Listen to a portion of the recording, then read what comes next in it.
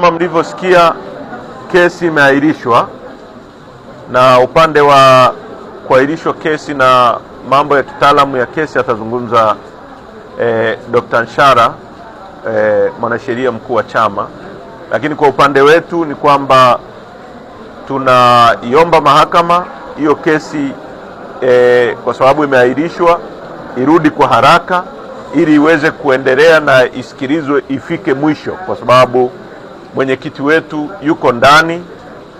Leo ni siku ya 225, zaidi ya miezi 7 kwa kesi ambayo bado tunaendelea kusisitiza kwamba ni ya uongo, ya kutunga, kesi za kuumiza watu kisiasa, kwa sababu tunaoshindana nao hawana uwezo wa kushindana kisiasa, hawana hoja.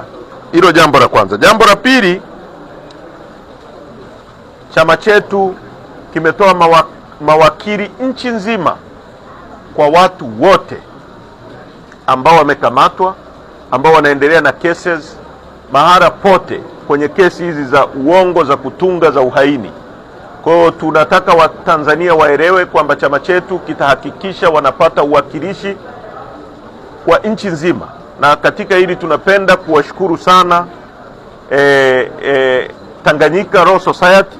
Wamefanya kazi ambayo kwa kweli inapaswa kufanywa na Law Society ya nchi nyingine yoyote. Kazi yao ni kutetea watu, na nataka nimshukuru kipekee rais wa chama cha mawakili wa Tanzania na mawakili wote wanaojitolea kuwapigania Watanzania nchi nzima. Legal and Human Rights Center wamefanya kazi kubwa, tuna appreciate, tunatambua. Kwa hiyo ni uwakilishi ambao utafanywa pamoja. Tanganyika Law Society wanatoa watu, Legal and Human Rights Center wanatoa, na sisi Chadema kwa nchi nzima mawakili wetu watakuwepo kutetea Watanzania wengine wote ambao wanabambikiwa kesi. Kwa hiyo mkurugenzi wetu wa sheria na mwanasheria mkuu wetu wa chama wataeleza into details namna ya kushughulikia hayo mambo. UN wamezungumza kuhusu uchunguzi wa mambo mabaya, atrocities yaliyotokea Tanzania. Sharperville massacre, waliuawa watu 164 kule Afrika Kusini. Hapo wameuawa watu wengi zaidi. UN wamezungumza na wametaka uchunguzi ufanyike.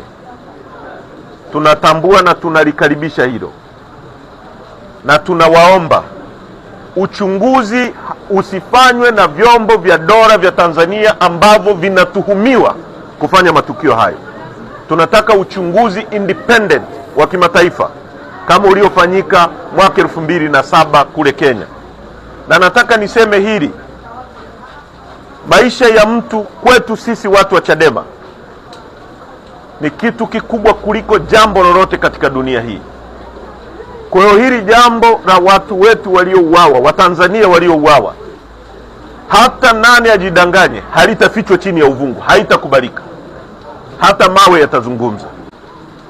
Sisi historia yetu ni watu ambao tumepinga dhuluma dhidi ya binadamu. Serikali yetu ya wakati huo ya Mwalimu Nyerere iliwakaribisha wakina Mandela hapa na Umkhonto wa Sizwe kupinga makaburu waliokuwa wanaua watu weusi, wanateka watu, wanabagua watu. Tulikaribisha watu wa Angola, walisiprocate, kwa sababu serikali iliyokuwa inapingwa wakati ule ilikuwa serikali, lakini ilikuwa serikali ya minority ya makaburu. Watu wa Afrika Kusini na wengine wote majirani zetu ambao Tanganyika ilihusika, Watanzania waliwapa hifadhi hapa, wawahifadhi wa Tanzania na watoe sauti kwa kutumia vyombo vyao vya habari, sababu tunajua hali ya vyombo vya habari vya Tanganyika, vya Tanzania kwa sasa. Walisiprocate hicho, na tunawashukuru ambao wanafanya hivyo. La mwisho kabisa, kama nilivyosema jana, tunaanza vikao vya kamati vya secretariat immediately na vikao vya kamati kuu ya chama immediately. Tutatangaza siku, tutajadili na tutaeleza kilichojiri na hatua tutakazochukua kama chama. Hakuna kurudi nyuma. mpaka nchi hii itakapopata ukombozi kutoka kwenye minyororo ya watu wanaotaka kutufanya koloni lao. Nchi hii ilipata uhuru mwaka 61. Asanteni sana kwa kunisikiliza.